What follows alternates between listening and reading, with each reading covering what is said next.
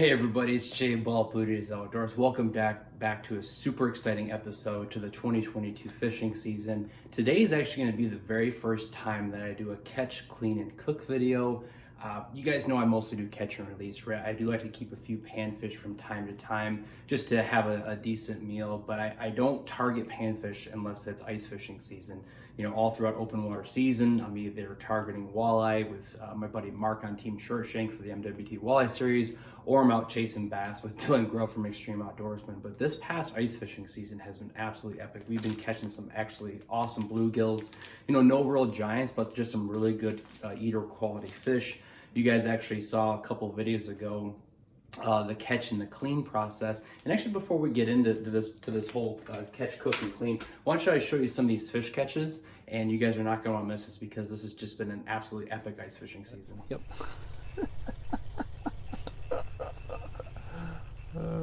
Well, I'm over here. Dang, that's a nice one. Up a new lure, your slaughter. Look at that one, guys. Dang. That's a good one there. That's a good keeper. Nothing wrong with that one. Dog do. Blue Jays has got one. What the hell? Yeah, it's insane. Dang, look at that one. That's It's a nice just one. been a non-stop bite for Nice like one. 30 minutes. So pretty cool. Again, Lake X has been on fire. For those of you that haven't seen some of these videos, I'll actually leave a link to it somewhere up here. So that was the catching part, but some of you probably haven't seen the cleaning part of that video. I actually use a spoon to scale all of my fillets. So you guys will see I've still got the skin on these. I really like leaving the skin on my panfish fillets. So let me show you a quick clip on actually how I clean and how I descale bluegills and how I actually clean them to get these really nice, beautiful fillets. So check out this video clip real quick. So really what I'm going to do is I'm going to just take a typical household spoon. I'm going to start here back at the tail, and then you just pull forward towards the front of the body, and the scales come right off. So it's just that easy. I really like the skin on my panfish, and these are really clean fish, not a lot of like bugs or anything, or you know, some of those black maggots that you see. But really scaling fish, bluegills, is just that quick. So I'm gonna go ahead and time. All right, so now the part that you all have been waiting for. Now we're going to get into the cooking of these fish.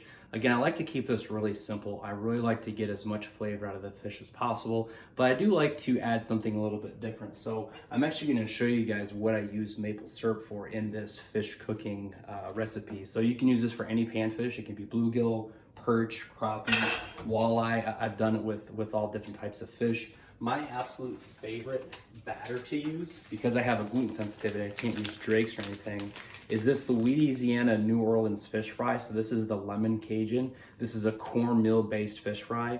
And guys, it's absolutely awesome. It's got a little bit of heat to it, got a little bit of lemon zest, but I'm gonna show you how to incorporate the maple syrup into this as well. So let me show you guys this really quick process. Again, it's super simple. I like to keep my fish recipes as easy as possible, so check this out. Again, really simple recipe. So we're gonna have our bluegills here, we've got our fish fry, and then we've got our oil. You can use vegetable oil, canola oil. This is oil that I use just for fish. That's why I've got it labeled F. But the first thing we wanna do is we wanna get our bluegill drained. So you can see there's some water still in here. So what we're gonna do is we're gonna come over here to the sink, and in our strainer, we're just going to strain these fish and let them dry out a little bit. So we're gonna just dump them in here. There we go. Not gonna rinse them off or anything. I already rinsed these fish off really good, so we're just gonna let them sit there and drain for a minute. And then while the fish is draining, what we're gonna do is, I'm not gonna deep fry these. I'm just gonna, you know, pan fry these. So what I'm gonna do is I'm gonna make sure there's probably about, I would say maybe, I think about anywhere from 3/8 of an inch of oil in the pan. You don't wanna get it too deep, because what you're gonna do is you're gonna be frying these, so you're gonna be flipping them back and forth. So let's just pour this vegetable oil in there, and I like to keep some out, so that's probably good enough right there. So I'll leave the rest of this out so that we can use this in a minute. So what we're going to do is we're going to turn this on, and you don't want to have your oil super hot. I mean, you want to have it hot, but I might kick it down to a 4. Let's see what that flame looks like. Yeah, that looks pretty good there. One thing I like to have too is this screen, so when I do drop the fish in, It won't, splatter and spray everywhere. It will get a little bit of places, but this actually helps keep this down. So let's let this oil warm up, and then let's prep the fish. Oil's heating up. Fish are drying in the sink. The next thing I want to do, again, super simple. I'm going to take this bag of cornmeal, New Orleans fish fry mix. I'm going to put it in this bag, because what we're going to do is we're going to put the fillets in here and coat them. So hopefully I got enough fish fry. Dump this in here. We won't put all of it in there. We'll put about half of what I got left over. So there you go. I know a lot of people will like to do an egg wash. They do the dry, wet, dry. And that's totally fine. But for me, I don't like a ton of batter. I like to, again, try to get as much flavor out of the fish as possible. So let me just break the secret to you guys now. I'm actually going to use this dark, robust maple syrup as a dipping sauce. So we're going to pour some out, about that much or so. And you guys are not going to believe how good your fried fish is in maple syrup. It is absolutely amazing. So I think the fish is drained off enough. Let's get it in the bag and let's check the oil to see if it's warm enough. So again, I'm all about keeping it simple. So you just take the fillets that have been draining, drop them in, shake them up a little bit so they get a decent coating of flour on them or batter on them, and drop them in there kind of individually. And then once you get, I don't know, about 6 or 8 in there, rinse your hand off, seal the bag up. This is really easy, guys. Look at it, just shake it up like that. Get them all nice and evenly coated. And there you go. So you got just enough batter on them, not a ton. But again, if you want to do like a dry, wet, dry with this cornmeal batter, you can. So yeah, now we got the fish all coated in the batter, and let's check the oil and see if the oil is warm enough. Now when you're cooking with oil, you have to be careful. Obviously you want to proceed with caution. The way that I check to see what the oil temperature is like is I'll take just a little bit of water, get my hands wet, make sure they're not super wet, and I'll just flick some water in the oil. Okay, it's not crackling, not popping yet, so it's still not warm enough. So we probably need to give this oil about another 2 minutes, but you don't want to get it too hot too quickly. So we'll just wait and get this stuff warmed up at the appropriate temperature. Okay, so it's been just a few more minutes. Let's check to see how warm the oil is. That's exactly the sound you want to hear right there. So again, gotta be a little bit careful. We're gonna turn the heat down just a little bit. There we go. All right, let's do this. Let's drop these fish in here.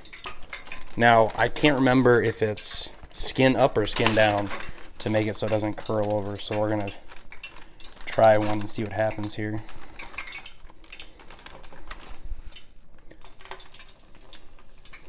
Might be skin up. Yep, I think it's skin up. There we go. Look at that. Ooh, boy, that already smells amazing. Oh yeah, there's good stuff there. All right, we got all the bluegills in there now. We're gonna go ahead and get a few more dropped in the batter here. Get these prepped and ready for the next drop. Again, gotta just keep this stuff simple, guys. Don't make it any harder on yourselves. Again, I know a lot of people like to do like a dry, wet, dry with egg wash. Totally fine. But again, me, I like to keep this stuff simple. I'm gonna put the cover on here. Shake this up. Now again, I've never video or recorded this, so sorry if it's a little clunky. But you guys are learning with me. So what we're gonna do is we're gonna let this fish fry up and get golden brown. And then what we're gonna do is we're gonna take our tongs, we're gonna flip it over. And then once it's done cooking, it gets that really nice golden brown color. We're going to put it on our cloth here, on our paper towel. I made some bacon this morning, so I'm just using the same sheet. And then we're going to let it cool and then dip it in the maple syrup. Now you can just start to see it getting a little bit golden brown on the edges there. Some of the skin's rolled over. I did drop 2 in the skin down just to see if that would affect. But yeah, I think you got to do them skin up. So we're going to take our tongs now.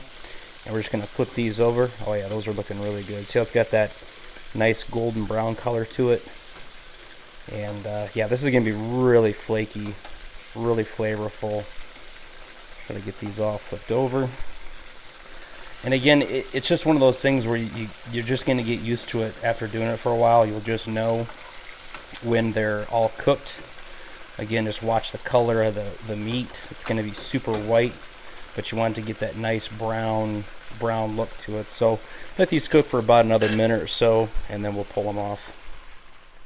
So these have been cooking about maybe 3 minutes or so. You can see they're getting really nice and golden brown, and you can hear a lot of the cooking. Like, it's not as loud as when we first dropped them in. The oil temperature did drop a little bit, and again, you're not gonna, you can overcook these. I mean, you're starting to look at that one. That one's really looking perfect, but again, it's just something you got to play with, and you've got to just try it. I always like to maybe keep my oil a little bit colder. I don't like to, I mean, it's a relative term because we're frying fish here, but if you have it too hot, you can scorch the fish, scorch oil, and you can catch this thing on fire. You don't want to do that. So I always try to keep my flame a little bit lower, and I can always bump the temperature up.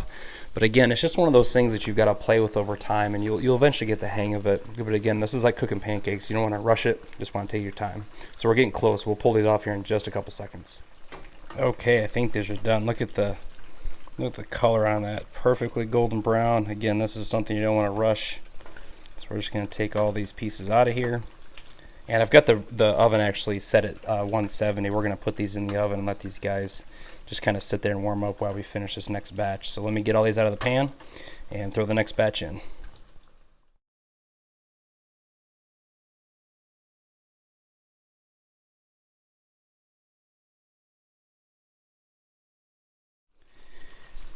Here's something else to consider. So what I'll do is, now that I've got a few batches of fish I'm actually going to fry up, I'll take this excess batter that I've got fish in, and I'm just going to roll this up and throw this in the freezer. And now I can reuse this the next time I want to make fish. So just go ahead and toss it in the freezer. And yeah, we'll be able to use it next time. So we'll let this batch of fish finish frying up, and then we're going to get to the good part, dipping the fried perch into the maple syrup. That's right.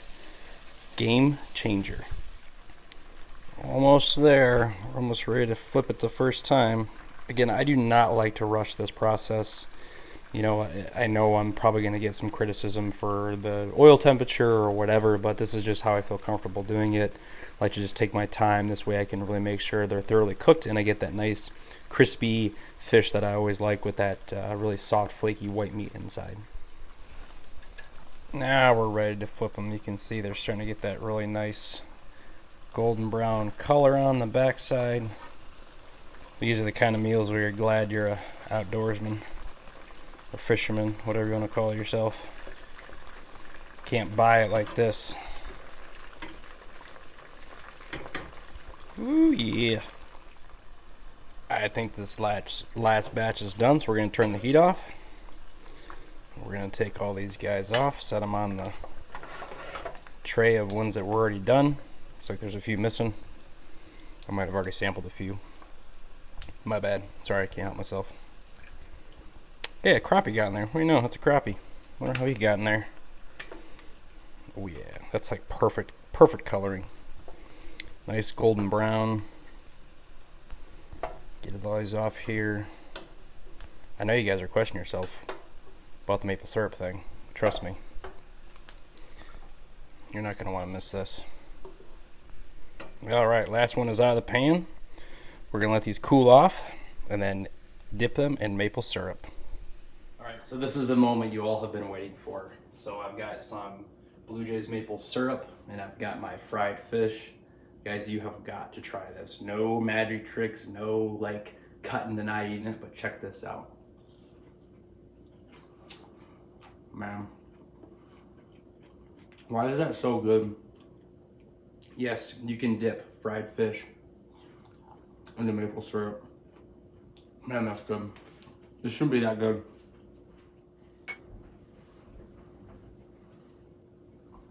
Part of me feels bad that I'm eating this in front of you guys, but you have to. Okay, I'm gonna stop. I gotta close this video up. I gotta eat this stuff, guys. Man, I'm sorry. Sorry, not sorry. So I really hope you guys enjoyed this this catch, cook, and clean video. Again, I try to keep this really simple, and use that lemon Cajun batter, this right here, this Creole seasoning, it's cornmeal, and I'll leave a link to this in the bio so you guys can check this stuff out. But again, if you've got a gluten sensitivity or gluten allergy, I just have a sensitivity to it. I really like fried fish. I don't need a timer anymore, but when I do, I just try to keep it simple. You guys saw this entire process, so thank you so much for hanging out with me. If you guys like this kind of content, leave a thumbs up and leave a comment, and let me know if you guys want to see more of this catch, clean, and cook stuff.